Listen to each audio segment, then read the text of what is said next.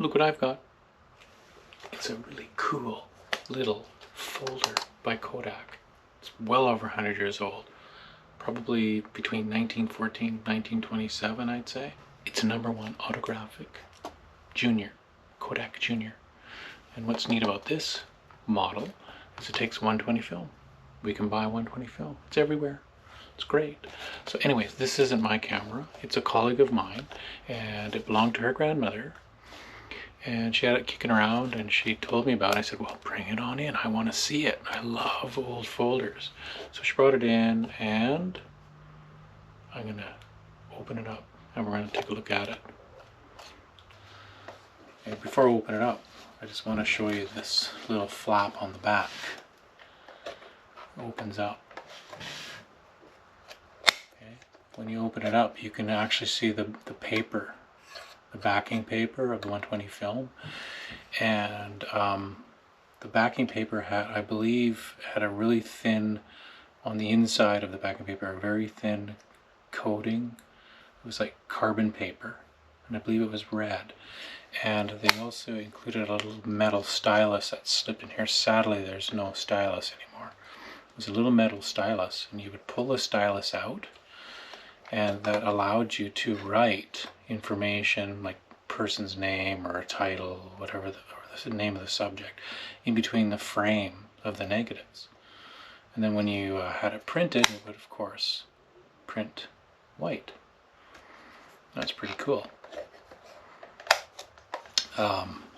Of course, the film that was recommended for this camera would have been orthochromatic film. If you run panchromatic film through this camera, you run the risk of fogging all the pictures. Not because of this little flap, you would never really need it, but because of the counter window. Okay, and I'll open that up, and I'll show you the back as it opens. Right, so you just press in these two little buttons here. The back comes right off, and you can see there's nothing much here, right? This little flap, red, right? So the light coming through is just going to get inside and fog the paper.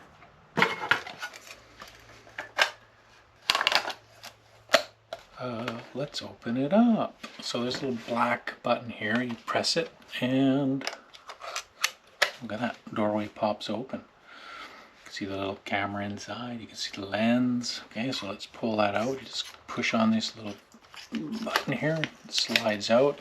There's 3 little locking things here, or indicators for focus. Furthest one is for your close focusing, and it looks like it's got feet and meters. So feet, you can get in up to like 8 feet, not that close. And that's 2 meters. And I guess if you're shooting just like infinity stuff, you would have it on the first marker. Yeah, that's like 100 feet, up to 100 feet. Wow, guess that's your infinity focus. A nice little lens, looks really clean, rectilinear, Bosch and Lomb, I believe that's what it says. Focal length, I think I've heard somewhere it's around 130mm focal length. I know it's 6:9 format. The shutter speeds, it's got 25th of a second, bulb setting time, and 50th of a second. Shutter release lever, and if I recall, it is a self-cocking. Ooh, that sounds great. Doesn't, you can just listen to that all day. Doesn't that sound great? Let's put it on bulb. Appears to be working. Time. Yep, working. And 50th of a second. Yep. The shutters all seem to be working fine. Let's look at the aperture settings. What do we have? We have widest aperture, which is a f4. And it goes to f8 and 16, 32, all the way to f64, like my large format lenses. Sorry, I have to do that. I love the sound. Composing the image, got your little viewfinder here,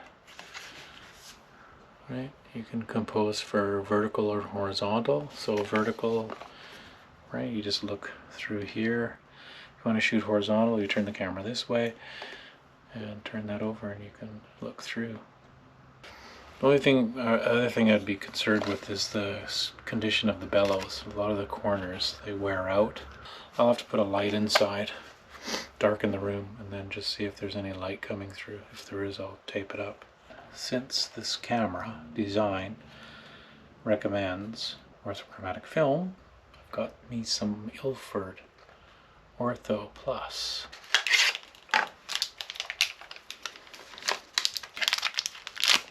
Alright, so let's take the back off. Before I do that, I'm just going to close up everything here and take the back off. So obviously the film is going to go this way, so I need to take the spool out. These just pull out. And the spool should just come out. Ugh. Yep. I'll put the spool in. That probably comes out. Yep. And this comes out here. So I can drop the spool in.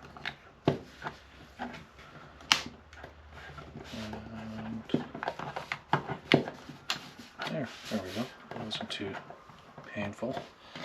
Now I'll take ortho film. Now this is 6x9. Okay, 6x9. So I think I get 8 shots per roll. So I'm really hoping the numbers on the backing paper line up with this window. Hopefully it should. Okay, so I'm gonna put both of these are out. Put it in like so.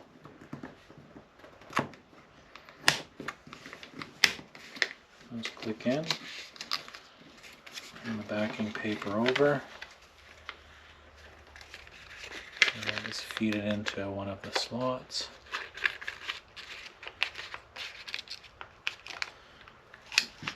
And turn it. Now, I'm not quite sure, when the arrow comes up, I'm not really sure where I should line this up. So I'll just maybe bring it up to here. Doesn't matter. Just bring it there.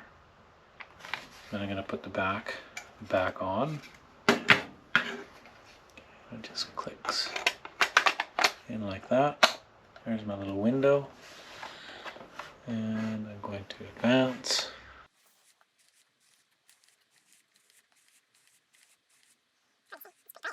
Oh, got some arrows happening. Should get our little sunburst circles. Oh, there they are, there they are. There's the big one. Oh, there's the biggest one. Should be number 1 coming up. Yep, there it is. Number 1, excellent. So the numbers line up. So this camera is loaded and ready to go. Let's go do some shooting with it. And what better place than Riverview Grounds? So I've got the camera and I've got it on a tripod. It's got a nice little tripod mount on it. So I thought I would start by taking a picture of this tree.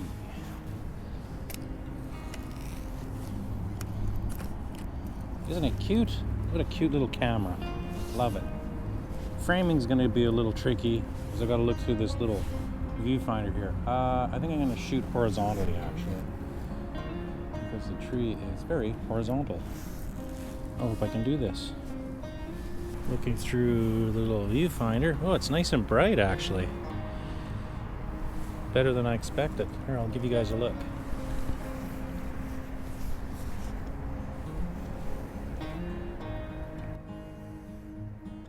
I have my incident meter today, which was probably not smart.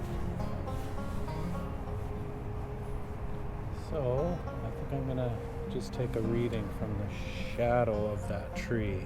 The ISO of this ortho film is 80. Normally I don't shoot at box speed. I always give maybe 2/3 to a stop more exposure.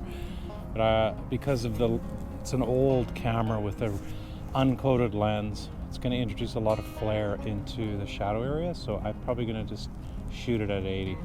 We'll see what happens. So I'll set my ISO to 80. I gotta put a cable release on, and I didn't forget it this time. Okay, let's take a reading.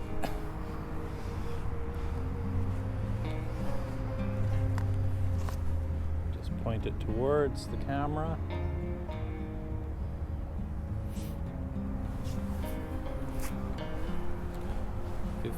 At 5.6. So I'm gonna put it on a 25th wide open. That's f4. But 25th wide open. There's the outlet right there.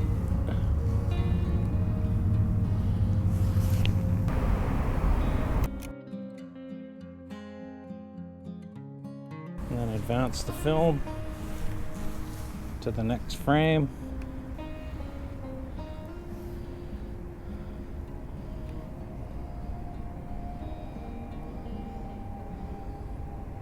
There we go. I think I'll head on over to the building. I'm up at South Lawn Building, and I'm gonna shoot the rest of the film here, I think.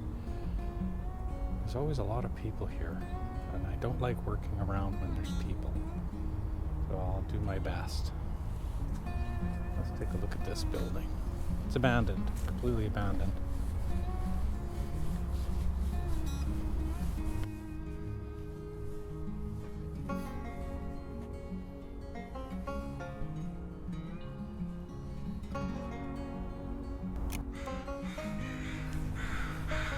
It's kind of spooky. I'll get a shot of that.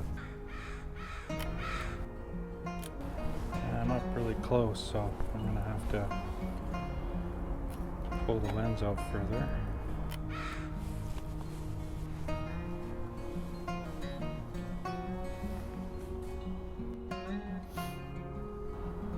I'm gonna do 25th at f4. 25th at f4.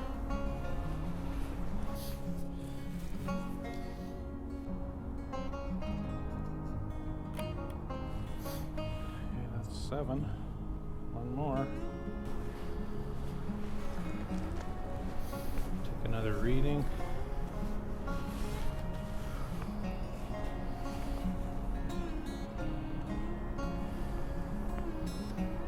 Do 25th at f8.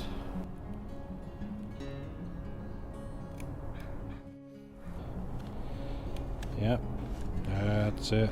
All done.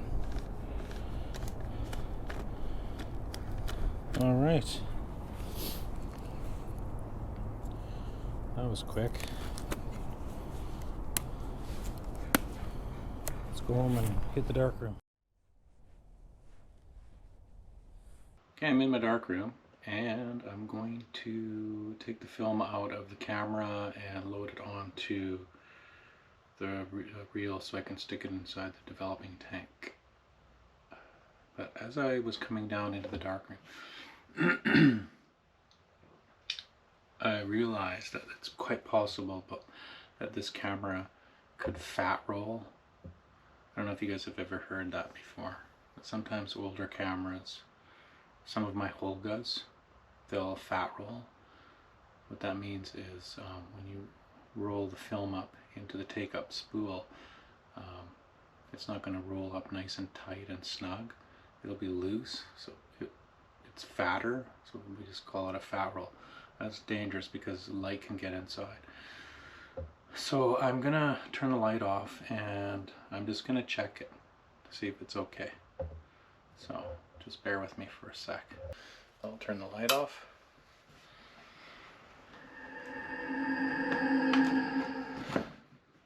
Let's see, I'll just poke around in here for a sec.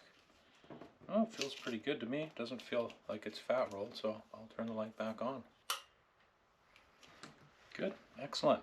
So rolled up nice and snug. So I'll take the roll out. Nice. I'm quite happy about that. And I'll just seal that so it doesn't open up on me. And I will close up the camera, put it aside, and I will proceed to get the film onto this reel and into the tank. I use Patterson for 35mm and my 120 roll film. Obviously I cannot do this with the light on, so I gotta turn the light off and the camera off.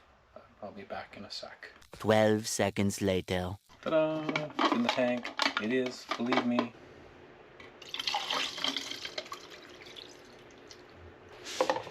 And I agitate continuously for the first 30 seconds.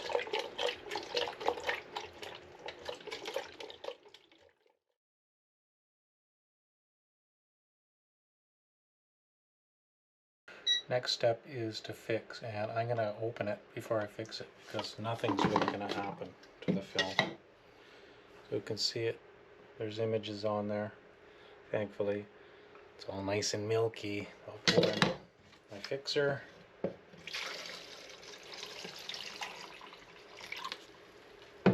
And the fixer will do its thing. 5 minutes later.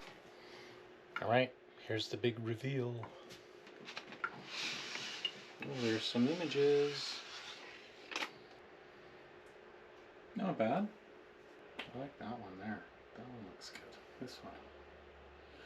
Bit on the thin side. So next time I am developing, I'll just develop longer. So after the negatives have dried, I'll cut them, sleeve them, and I will proof them. And I'll share the results with you. Day 2.